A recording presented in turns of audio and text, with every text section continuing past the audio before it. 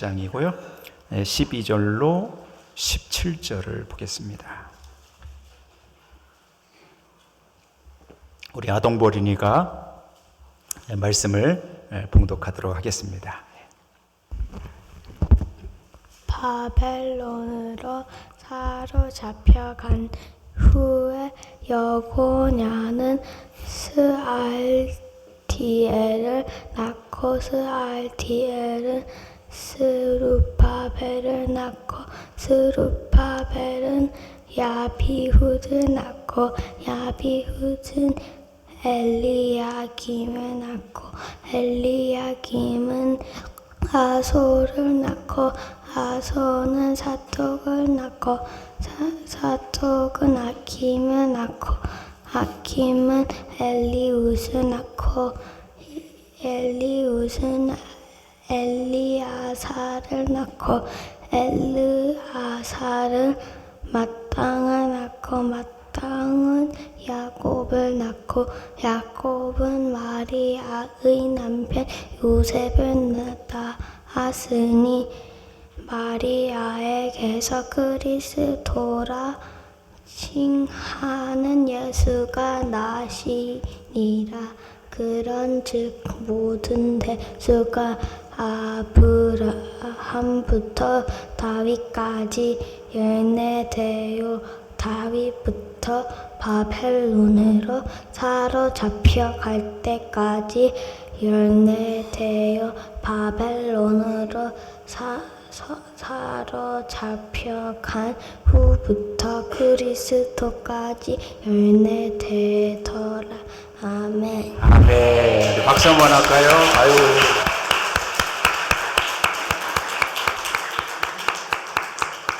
또박또박 너무너무 잘했습니다. 고맙습니다. 정말 잘했어요. 너무너무 고마워요. 하나님, 오늘 이렇게 한 어린이의 귀한 낭독을 통하여 하나님의 말씀 구절을 듣게 하시니 감사드립니다.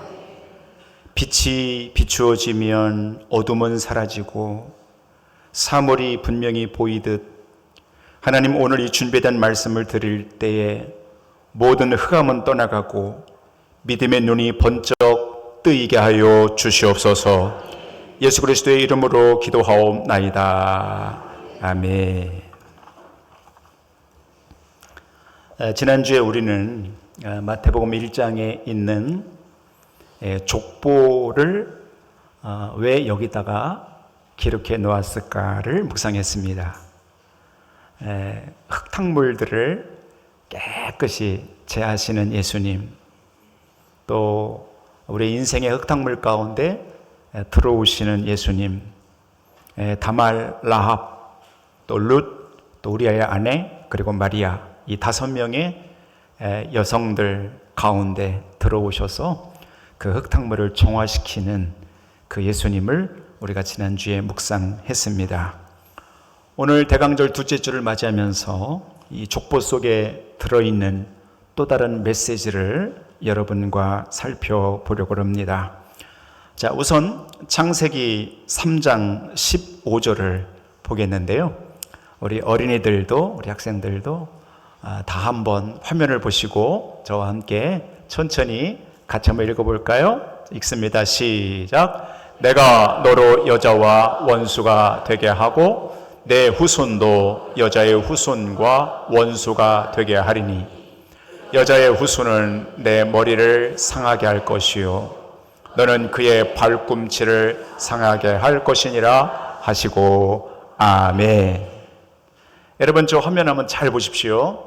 세 번째 단에 여자의 후손은 내 머리를 상하게 할 것이다, 이렇게 약속해 주셨어요. 창세기 3장에 벌써. 저기 여자의 후손은 예수 그리스도를 의미해요. 그래서 예수 그리스도께서 내 머리, 뱀, 사탄, 너의 머리를 상하게 할 것이다. 창조 때부터 하나님은 약속해 주셨어요. 약속입니다. 그래서 그 약속은 그대로 되잖아요. 오랜 세월이 흘러 예수 그리스도께서 이 땅에 오셔서 십자가 위에서 생명을 내어 주심으로 악한 사단의 권세를 깨뜨리시는 역사를 이루어 주시지요. 그 다음에 마태복음 1장 1절이죠. 마태복음 1장 1절. 여러분의 눈으로 여러분의 성경을 보십시오. 아브라함과 다윗의 자손 예수 그리스도의 계보라. 그러면서 이 족보가 시작이 돼요. 예수님은 아브라함의 자손이다라는 것이죠. 아브라함의 자손 가운데 예수 그리스도 메시아가 나타났다. 이런 말이거든요. 그래서 아브라함과 예수님의 그 사이의 간격은 2000년이에요. 아브라함이 이 땅에 태어나고 예수님이 오시기까지는 몇 년이라고요? 2000년. 2000년의 간격이 있어요. 2000년의 간격을 지나 하나님의 약속이 이루어지는 거예요. 자, 이제 여러분 설교 노트에 유하게 적어보세요. 누군가 와서 사단의 머리입니다. 사단의 머리를 상하게 할 것이다. 이게 하나님의 약속이죠. 그 다음에 두 번째는 마태복음 1장 1절에 예수님은 아브라함의 자손인 거예요. 그래서 아브라함의 자손 중에 메시아가 올 것이다. 그 간격은 2000년인데 그 2000년의 간격을 뚫고 하나님의 약속이 이루어지는 것이지요. 그 다음에 창세기 12장 3절을 또 화면에 볼 텐데요. 또 한번 읽겠어요. 자, 여러분 다 같이 저와 함께 읽어봐요. 시작. 너를 축복하는 자에게는 내가 복을 내리고 너를 저주하는 자에게는 내가 저주하리니 땅의 모든 족속이 너로 말미암아 복을 얻을 것이라 하신지라. 아멘. 네. 땅의 모든 족속이 너로 말미암아 이렇게 돼 있잖아요. 옛 번역에는 너의 후손으로 말미암아 이렇게 돼 있어요. 그러니까 아브라함부터 예수님에 이르기까지 그의 후손, 탯줄, 자손, 족보를 통해서 많은 민족이 복을 받는데 예수 그리스도를 구주로 영접하면 영원히 구원을 받는 이 복을 얻게 될 것이라는 거지. 창세기 12장에 기록된 저 말씀은 2000년이 지난 복음서에 와서 그 약속이 그대로 이루어집니다. 자, 마지막입니다. 1장 누가복음 1장 55절인데요. 마지막입니다. 같이 한번 더 읽습니다. 시작. 우리 조상에게 말씀하신 것과 같이 아브라함과 그 자손에게 영원히 하시리로다. 아멘. 여기도 마리아가 그렇게 고백하는 거예요. 우리 조상에게 말씀하신 대로 이루어졌다라는 거예요. 자신의 몸을 통해서 난 그리스도를 찬양하면서 보면서 메시아를 보면서 마리아가 고백하는 거예요. 조상에게 말씀하시던 대로 아브라함의 후손대로 그 후손을 따라 그리스도가 태어난다고 하셨더니 그대로 됐다 그런 말이죠. 그래서 오늘 우리가 이 족보 속에서 발견하는 것은 예수 그리스도께서는 약속대로 오셨다는 거예요. 그리고 하나님은 약속을 결국 지켜내신다는 거예요.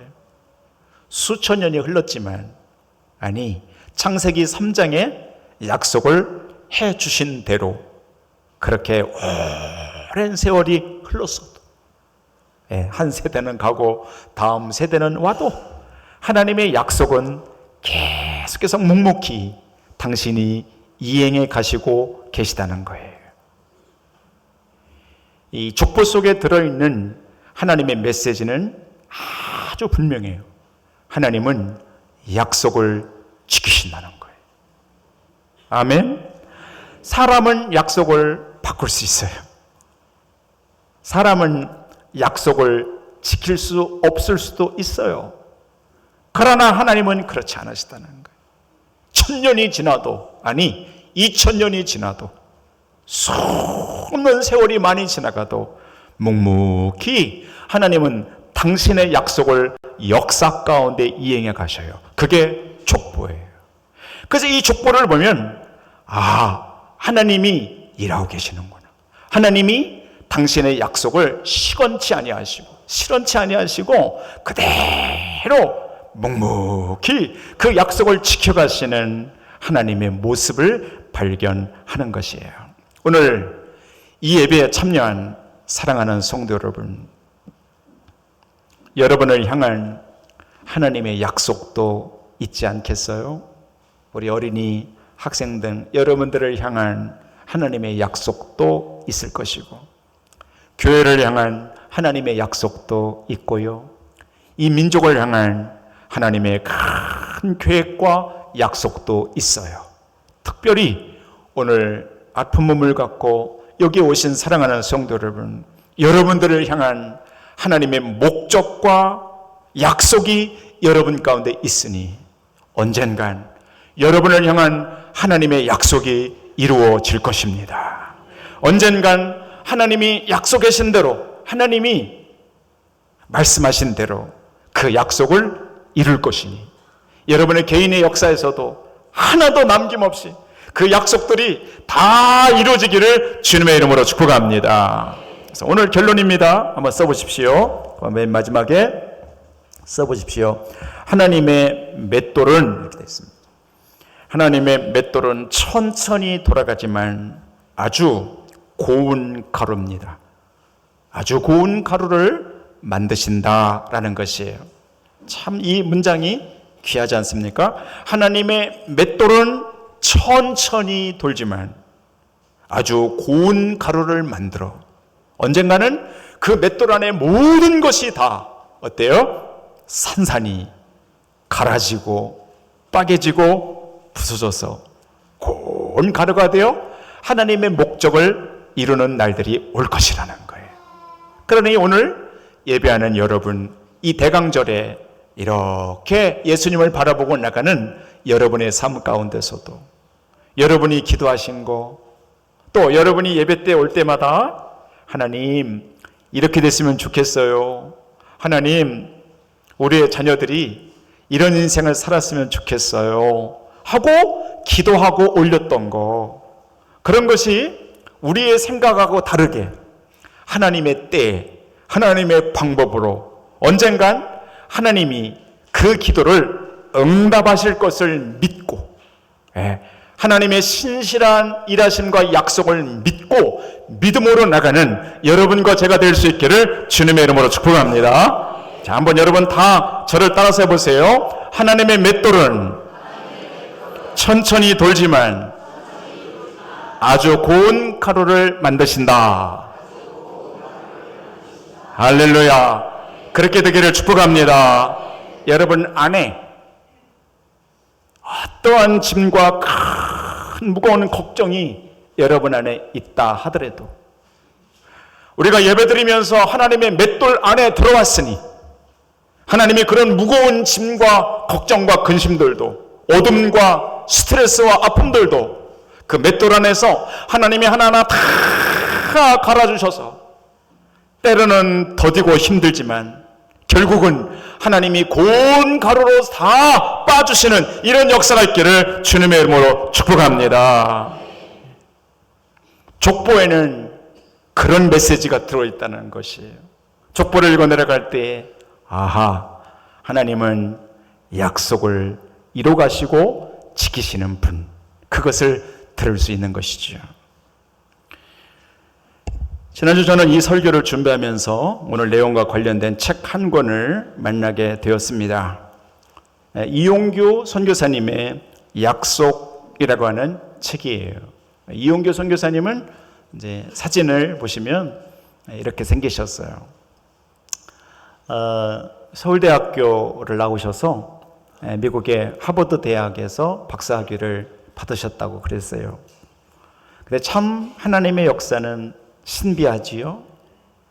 하나님은 저런 분들도 선교사로 부르셔서 몽골이라는 나라에 가서 8년 동안 있다가 지금은 인도네시아에 가셔서 참 신비합니다. 많은 학교, 대학교까지 학교들을 세웠어요. 초중고부터 대학까지 학교를 세웠어요. 참 놀라운 일이었어요. 이분이 그간의 인도네시아에서 있었던 일을 기록하시면서 책을 한 권 냈는데 그 약속이라는 책이에요. 한번 표지를 보여주시면 네, 이렇게 됐어요. 놀라운 하나님의 약속들이 어떻게 이루어져 있는가를 상세히 눈으로 볼 수 있었고요. 이 책 말미에는 이 선교사님의 사모님, 부모님 이야기가 그 뒤에 이렇게 실려져 있었어요. 쭉 읽으면서 감동이 되더라고요. 잠깐 여러분에게 좀 소개해 드리겠습니다. 이렇게 쓰셨습니다. 아내의 가정은 기독교 가정이 아니었다. 친할머니가 독실한 불교 신자였다. 아내는 초등학교 1학년 때 같이 살던 넷째 이모와 함께 한동안 교회에 나갔지만 곧 집안에 종교가 둘이면 안 된다라는 아버지의 반대로 교회에 갈 수 없었다. 그러다가 대학 시절 IVF라고 하는 선교단체에 가입하면서 신앙생활이 무언지 알게 되었다라는 것이죠. 완강한 불교 집안의 아버지 밑에서 이 딸이 겨우 예수님을 믿는데 30년 동안 기도했다는 거예요. 그 부모님, 완강한 불교 집안의 부모님의 30년 동안 기도하던 어느 날입니다. 한참이 지난 2012년 인도네시아에 들어간 지 얼마 되지 않아서 이 선교사님이 내가 췌장 수술 후 후유증으로 급히 병원 응급실로 내려갔을 때 장모님은 두려움에 휩싸이셨다. 딸이 과부가 될지도 모른다는 생각이 들자 무작정 집 근처 지구촌 교회 예배당에 가셨다. 그리고 빈 예배당 뒤쪽에 앉아 혼자 눈물을 쏟으며 기도하던 중 불쑥 사위를 살려주시면 교회에 나가겠습니다 라고 서원하였다. 이후 내가 건강을 회복하자 서원한 것이 마음에 걸려 결국 장모님은 교회에 나가셨다. 그 후 세례를 받고 교회 내 목장에 소속되어 하나님에 대해 배우고 그분을 알아가셨다. 누군가의 아픔을 통해 누군가의 구원이 열리게 된 것이다. 그랬어요. 여러분, 이렇게 되기까지 30년 걸렸다는 거예요. 얼마나 많이 기도했겠어요? 그죠? 근데 그 눈물의 기도가 금방 응답되는 게 아니고 30년쯤 지나 어느 날 하나님이 벼락같이 그 말씀, 그 기도의 응답, 약속대로 이분의 장모님이 예수님을 믿게 되었다는 거예요. 아버님은 이렇게 이야기가 시작됩니다. 2024년 7월 큰아이 동현이의 결혼과 미국으로 안식년을 떠날 준비를 위해 우리 가족이 한국에 잠시 들어왔을 때였다.